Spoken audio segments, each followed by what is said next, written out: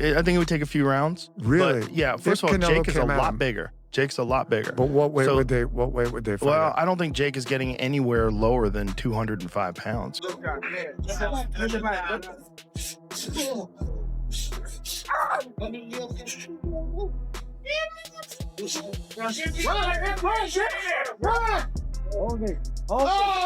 one! Oh, he got one! Americans, and this might be crazy, I think Jake Paul's got a chance. And I know that sounds crazy, but I do think that there are, where I don't believe anyone over here thinks this goes more than around 2 max.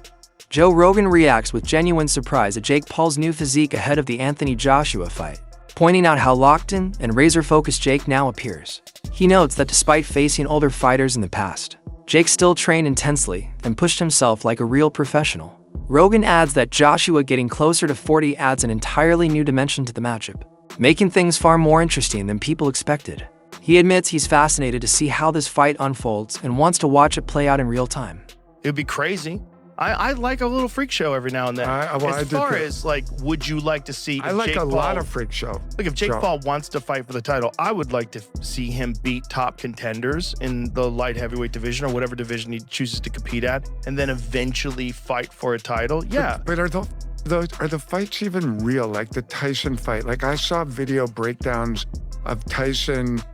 Jake Paul's latest physical transformation is shaking up the combat sports world, with a short viral clip showing a version of Jake that looks sharper, thicker, and more conditioned than ever before. His stance, the snap in his movements, and the confidence in his body language all suggest a fighter preparing for the biggest test of his career, with Anthony Joshua waiting across the ring soon. This upgraded version of Jake feels like a direct response to critics, who once labeled him a gimmick. Now he seems determined to prove he belongs among real professionals, and fans can't ignore how quickly his physique and discipline have evolved, signaling that this camp is built on seriousness, not hype.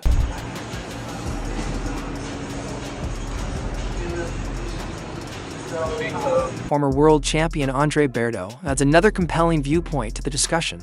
While he admits most fans expect Joshua to walk in and deliver a brutal knockout, he insists the situation is more complicated than it looks. Joshua hasn't delivered many dominant performances recently, and Berto says that inconsistency makes the fight unpredictable. Meanwhile, Jake is being pushed by a strong, experienced team focused on maximizing his youth, power, and conditioning.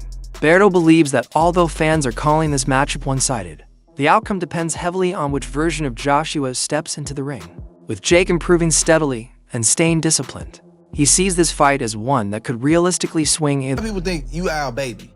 Like, you one of the first ones, and he gonna always take care of Bert. Then Floyd was as massive as he was. So how you do that? No, I mean, one thing with Al's always gonna, he got loyalty to me. I mean, he got big loyalty to Floyd as well.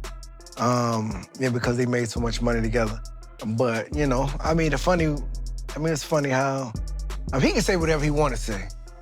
You know what I'm saying? It's funny how that, how the fight got, it kind of came about, but they had the Pacquiao and Floyd fight. We all go up there, we check the fight out, good situation. And then just me and my lady, we walking through the casino. What's his name? Rodney Jerkins. Right. You know what I mean? Rodney Jerkins, big music producer. Yeah. Y'all can talk to him and ask him. Yeah. Rodney Jerkins. Analysts take a more practical approach when breaking down Jake Paul's preparation.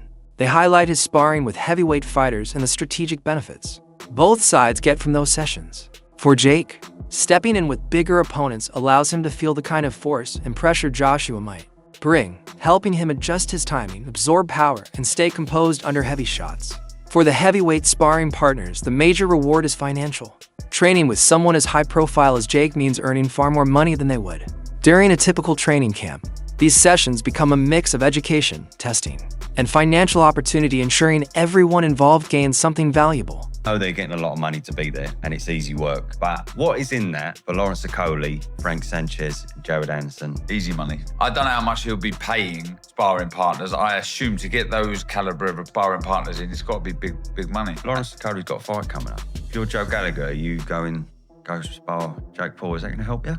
No, absolutely not. Are you going to get a bit of profile from it, perhaps? People are going to hear your name? Yeah. Does that help? I remember going to spar with Kessler, and I got 500 pounds or euros for the week. It was the hardest money I've ever earned in my life. But how much did you learn from? Yeah, me, bundles. Yeah. What's the Coley learn? I don't get it. No. I do get it, the money. But when you got a fight coming up, I'm thinking, really? Are you going to get anything out of that sparring that's going to help you in your fight?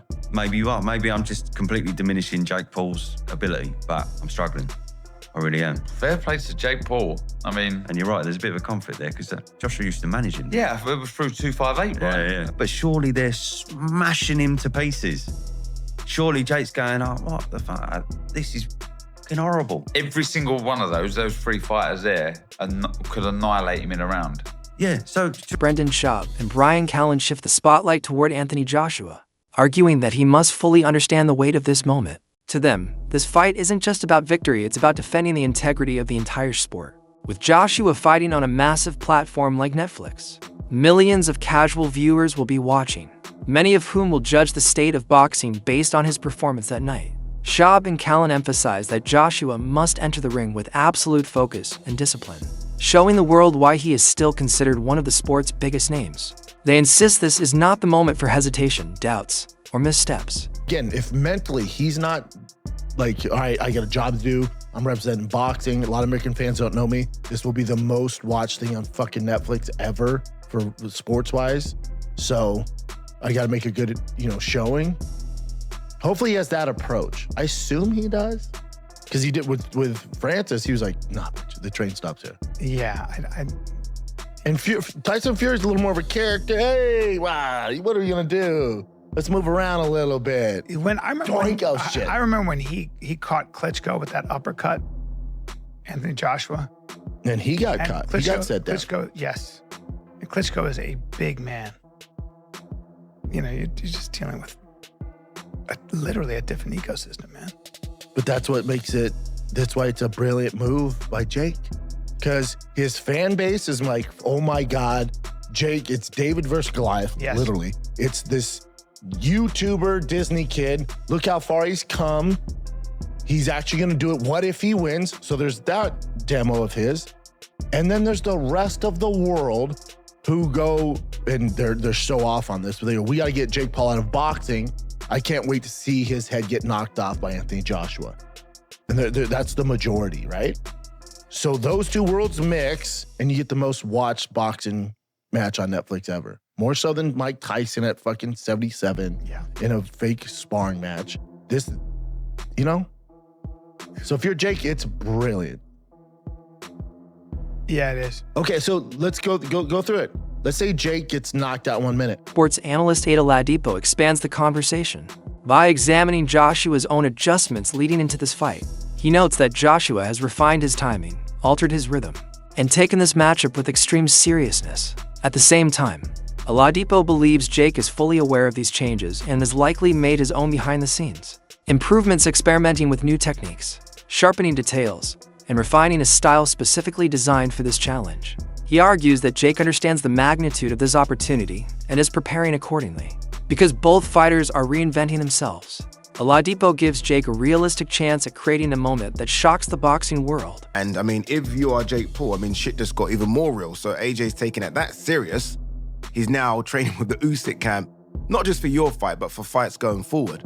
This isn't AJ saying, okay, you know what, I'm just gonna train myself. Just get in shape and maybe just train with my amateur coach. This is AJ saying, no, we're gonna train with Usyk's team. And I'm basically meaning, or I'm saying, I'm gonna get in the best shape of my life. You want me to get down to 245 pounds? No problem. We've done that before, and that was one of my best performances before. Obviously, I'm talking about AJ versus Usyk too. So, yeah, I still can't believe it's happening, but it is happening. It will do incredible numbers. I've said that I think it will do numbers as big as Canelo Crawford. Some people have laughed at that. Don't laugh. Honestly, because Canelo Crawford over here, it would have been a small, minute percentage of people that would have watched it on Netflix over here. AJ fighting over here, everyone's watching it. Everyone's watching it. Everyone's watching it in Africa because that's the impact AJ has. And obviously everyone's going to be watching it in America because of Jake Paul. And then because of how that photo looked. Again, David versus Goliath. People are now way more intrigued than they were for Gervonta Davis versus Jake Paul. So, I'm intrigued as to how looks in the first 20 seconds.